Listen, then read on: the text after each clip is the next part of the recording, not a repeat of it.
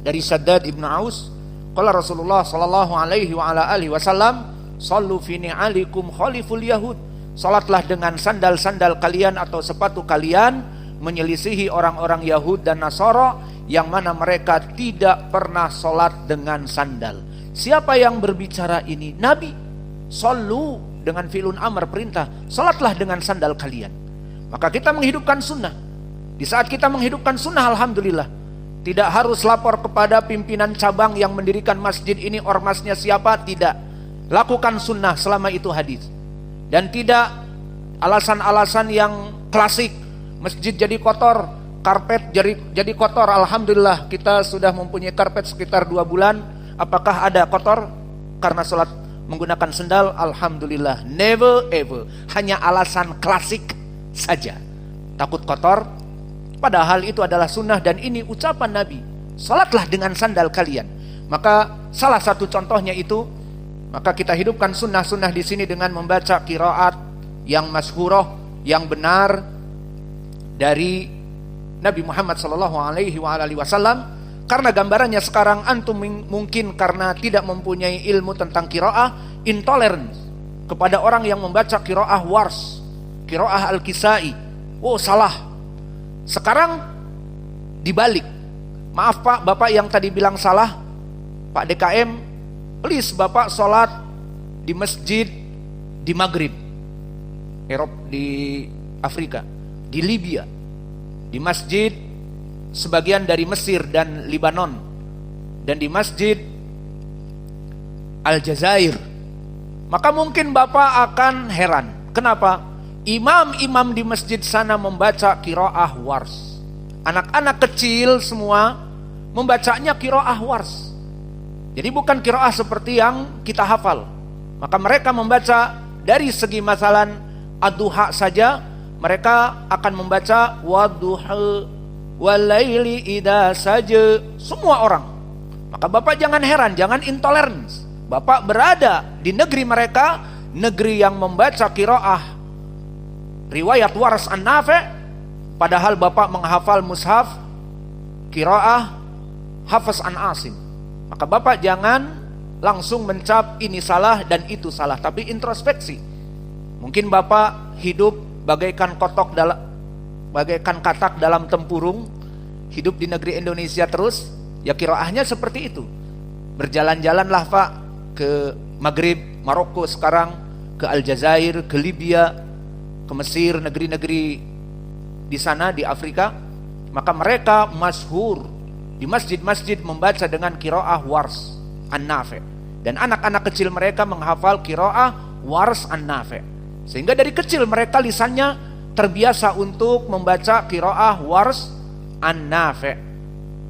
Sabbihisma rabbikal a'la alladzi khalaqa fasawwa. Wah, kok baca gini? Anak kecil di madrasah-madrasah hafalannya gitu. Di Indonesia, di Sumatera Barat, di Jawa, Sabbihisma rabbikal a'la alladzi khalaqa fasawwa. Berbeda, namun semuanya benar. Maka dihilangkan intolerance menjadi toleransi yang kuat dikarenakan perbedaan dari qiraah. Sudah, al-muadzin yuadzin. Silahkan kita masuk kepada faidah ilmu qiraah. Maka ucapan Allah Jalla wa Ala, alif lam ra, telah terjadi ikhtilaf di kalangan ahlil qura, yang mana qiraah yang kita ambil sekarang 5 qiraah.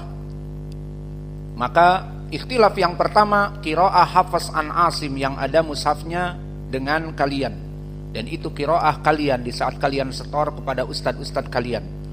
Maka qiraah Hafs an Asim juga qiraah Ya'qub al-Hadrami, 2 qiraah kita masuk sekarang. Maka mereka membaca dengan fathah. Maka hanya alif lam ra saja kita bahas di sini dulu. Maka bacaan Hafs an Asim dan Ya'qub al-Hadrami seperti yang kalian baca dari mushaf kalian.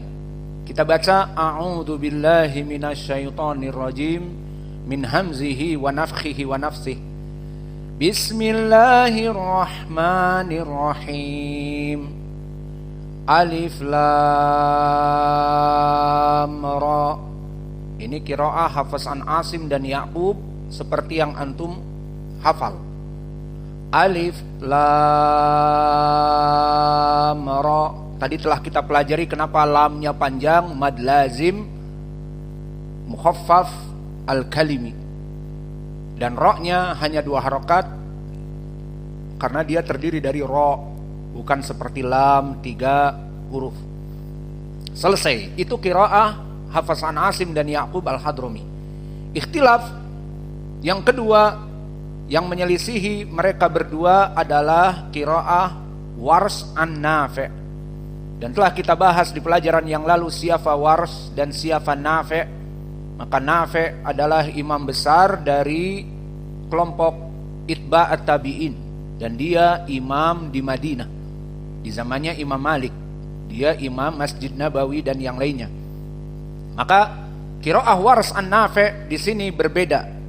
Berbedanya dengan melaksanakan taklil ra. Maka ra-nya tidak seperti Hafs an Asim tadi alif lam ra dengan difathahkan ra-nya. Adapun qiraah Wars maka beda dengan ucapan alif lam ra, beda dengan Hafs. Ra ini alif lam ra. Kemudian berarti telah 3 qiraah kita bahas. Qiraah yang keempat dan yang kelima qiraah Al-Kisai dan Abu Amr. Uktub.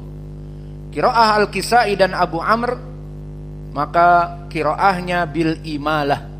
Dan makna al-imalah adalah dia lebih condong kepada kasrah. Maka kalau dibuat sudut elevasi horizontal seperti ini adalah kasrah. Kasrah itu seperti ri, mi, ni itu di bawah horizontal. Adapun fathah dia vertikal 90 derajat bedanya. Ra, ba, ta, kasrah, ri, bi, ti. Adapun di sini qiraah alif lam ra tadi, maka menurut Hafs an Asim fathah 90 derajat. Alif lam ra, ra-nya 90 derajat fathah. Adapun tadi qiraah Wars taklil. Dia tidak sampai dari 0 ke 90 derajat tapi hanya 60 atau 65 atau 70, maka dibaca alif lam ra, tidak ra mufakhamah tapi ra. Dan sekarang ada qiraah Al-Kisai dan Abu Amr hanya 30 derajat naik dari kasrah, menandakan qiraah ini lebih condong kepada kasrah dari fathah. Qiraah Al-Kisai dan Abu Amr maka mereka membaca alif lam re. Maka dengan 3 qiraah ini selesai dari 5 madhab dari qurra. 5 madhab yang kita pelajari dari qurra, Hafs an Asim dengan Ya'qub al-Hadrami fathah seperti yang kalian hafal, alif lam ra. Qiraah yang ketiga dari riwayat Wars an Nafi' dengan at-taklil, mendekati kepada kasrah, mendekati kepada fathah, alif lam ra. Dan yang terakhir qiraahnya Al-Kisai dan Abu Amr, maka selesai dari 5 qurra.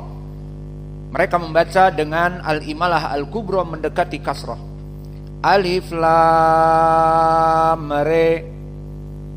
Maka ini dari 3 perbedaan pembacaan alif lam ra.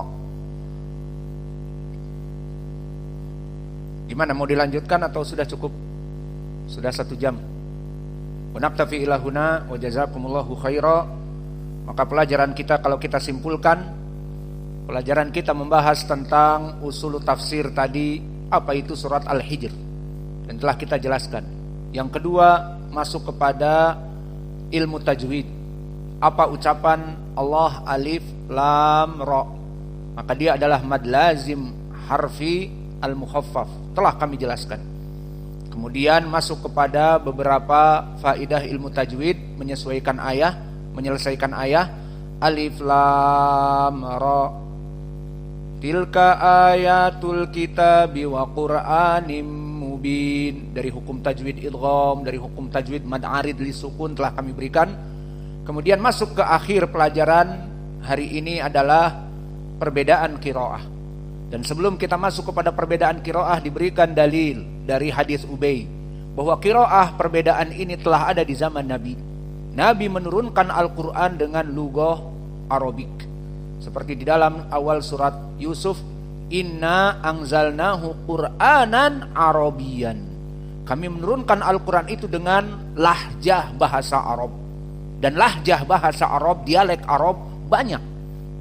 Kayak tadi, ada yang fathah alif lam ra, ada yang imalah alif lam re, ada yang taklil alif lam ra, wadduha, wadduhe, wadduhe.